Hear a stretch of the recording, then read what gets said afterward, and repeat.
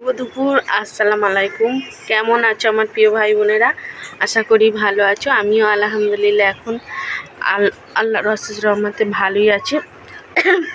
তা আমার ভাই একটা কমেন্টে বলেছে, তোমরা কেমন আছো কমেন্ট বক্সে জানাবে। তোমাদের প্রত্যেকের কমেন্ট পড়তে কিন্তু আমার খুব ভালো লাগে। আমার ভাই একটা কমেন্টে বলেছে, আপা সব কিন্তু এলোমেলো হয়ে গেছে, তোমার শরীর এখন কেমন আছে? আপাতত এখন আলহামদুলিল্লাহ আমি ভালো আছি ভাই। আর হ্যাঁ, সবটাই এলোমেলো হয়ে গেছে, কারণ আমি বাড়িতে আমি একাই মেয়ে। আর তাছাড়া যখন আমার পায়ের অসুবিধে, উঠে তো কাজ সারতে হবে, পারছি না, সব ওই জন্যই এলোমেলো হয়েছিল। আর তাছাড়া তোমাদের দুলাভাই অনেক হাতা হেল্প করেছে, কিন্তু করলেও ছেলের কাজ আর মেয়ের কাজ অনেকটা তফাৎ। আর তোমাদের মামু দুটো করে, আর তোমার বড়ো মামু না কাজ করলে হবে না, মানে খাওয়া দাওয়ার অসুবিধে হয়ে যাবে। কারণ তোমাদের বড়ো মামু এখন আমাদের কাজ, জরির কাজ অনেকটাই মান্দা। আর তোমার বড়ো মামুর কাজটা হচ্ছে, যাক আমাকে বসিয়ে রাখেনি গোপালদা, জানে যে বসিয়ে রাখলে হবে না, ওই জন্য ওনার যে কারখানার যে কাজ হয় ওই কাজ আমাকে দেয়। তা যাই হোক, এখন আমি ভালো আছি ভাই, সুস্থ আছি তোমাদের দোয়াতে ও আল্লাহর অশেষ রহমতে। আর এই দেখো, জরির কাজ দিয়ে গেছে, এই কাজের ওপরে কাজ আমার, মানে ঘাড়ের ওপরে নিঃশ্বাস পড়তেছে। যতই শরীর অসুস্থ হোক না কেন করতে হবে, কারণ যদি আমি একটু কাজ করে রাখি, মানে ভালো মন্দ খেতে পারবো এবং দিনাদুনি হবে না।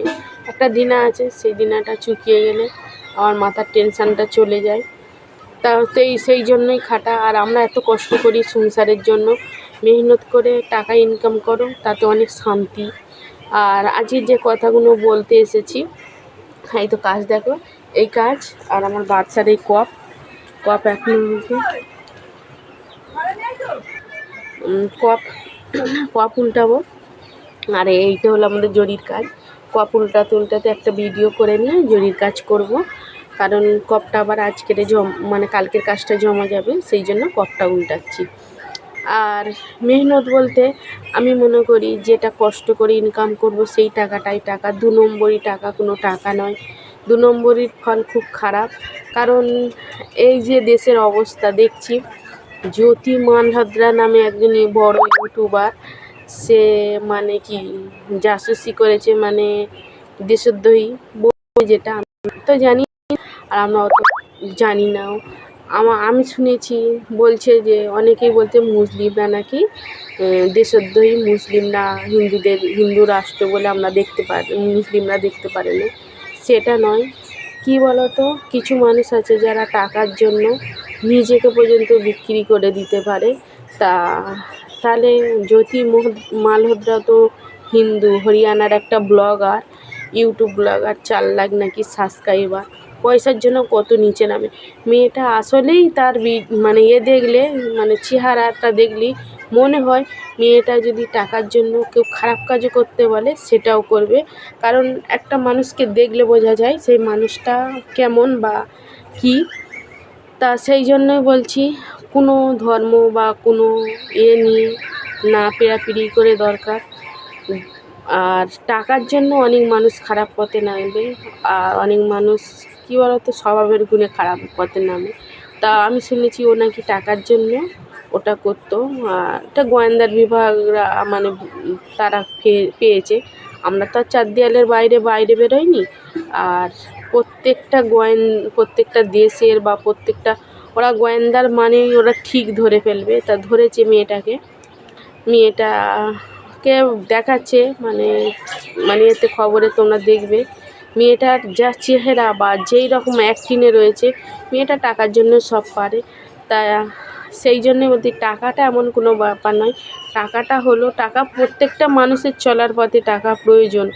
এই নয় যে খারাপ কাজ করে বা চকলখড়ি করে বা 2 নম্বরি করে বা এমন উল্টোপাল্টা কাজ করব যে সমাজের কাছে মুখ দেখাতে পারবো না, মানুষের কাছে মুখ দেখাতে পারবো না। সেসব টাকার থেকে মনে হয় না থাকাই ভালো। যেই ডাল ভাত না জুটলেও আমি মনে করি ডাল ভাত খাচ্ছি সেটা কিন্তু অনেক শান্তি। কারণটা হলো কি, আমি খেটে খাচ্ছি, আমি মেহনত করে খাচ্ছি, আমি মাথার ঘাম পায়ে ফেলে খাচ্ছি। এটা কিন্তু অনেক শান্তি। মেহনত করা টাকা আর কারুর দেওয়া টাকা আমার মনে হয় কেউ ধার করে বা কারুর থেকে নিয়ে চালালে মনের ভেতরে একটা কিন্তু বোধ থাকে। একটা মানুষকে দিয়ে কখনো চালাতে পারেনি, সেই রকম একজনের থেকে নিয়ে বা ধার করে থেকে মনে হয় আমি অনেক মেহনত করব, অনেক কষ্ট করব, সেই টাকাটা আমার টাকা, আমার মেহনতের টাকা, আমার কষ্টের টাকা। সেটা তুমি খেলে তোমার পেটে গ্যাসও হবে না, অ্যাসিডও হবে না, ডাক্তারখানায়ও যেতে হবে না।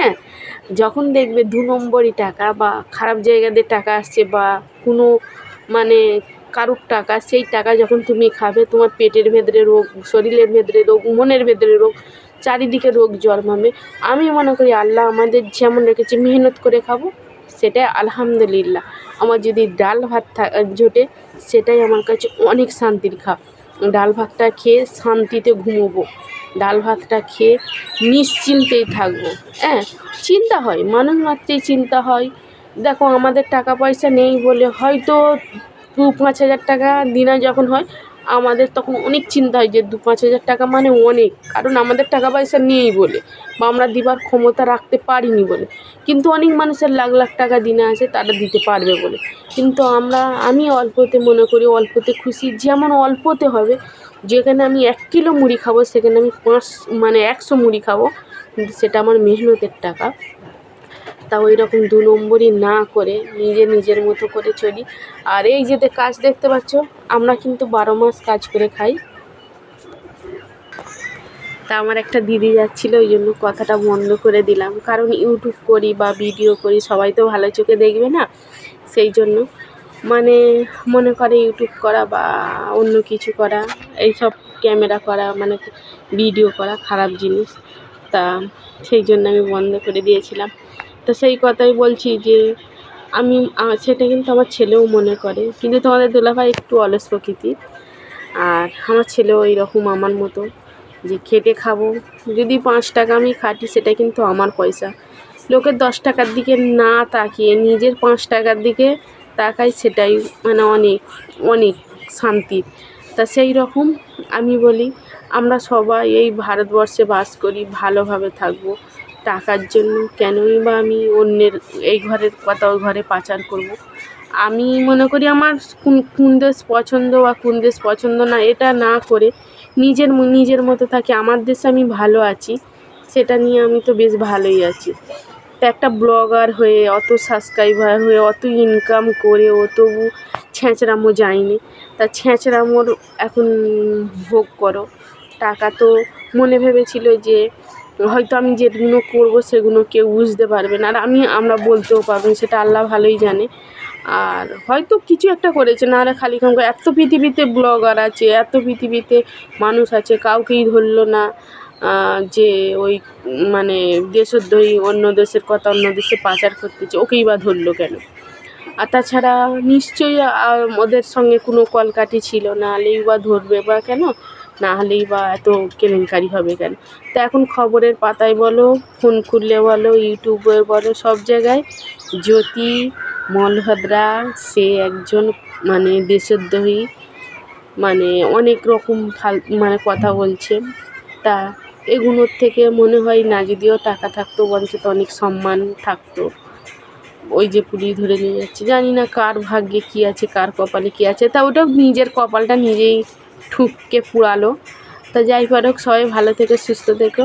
অনেক কথা বলে ফেলেছি, যদি কথার মধ্যে ভুল ত্রুটি হয়ে থাকে ক্ষমা দৃষ্টিতে দেখবে, কারণ এখন যা বাজার, দেশের যা আবহাওয়া, কথা বলতে গেলে 10, 5, 15, 20 বার ভেবে তবে বলতে হবে। আর আমরা হলাম মূর্খ সূর্খ মানুষ, কিছু ভেবে চিনতে বলি না, হাউ বাউ করে কথা বলি।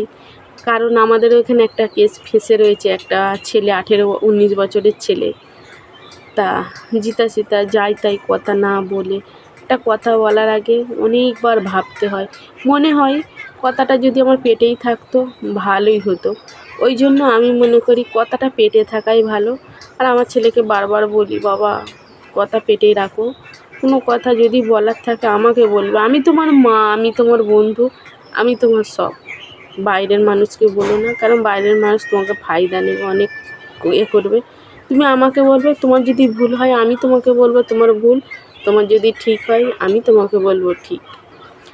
তা এই রকম হলো আমার মা, মেয়ে এবং ছেলেদের সঙ্গে এইটাই হলো আমার ক্যালমা। তা ঠিক আছে, আজকের মতো এখানেই। ভালো থেকো, সুস্থ থেকো, আল্লাহ হাফেজ।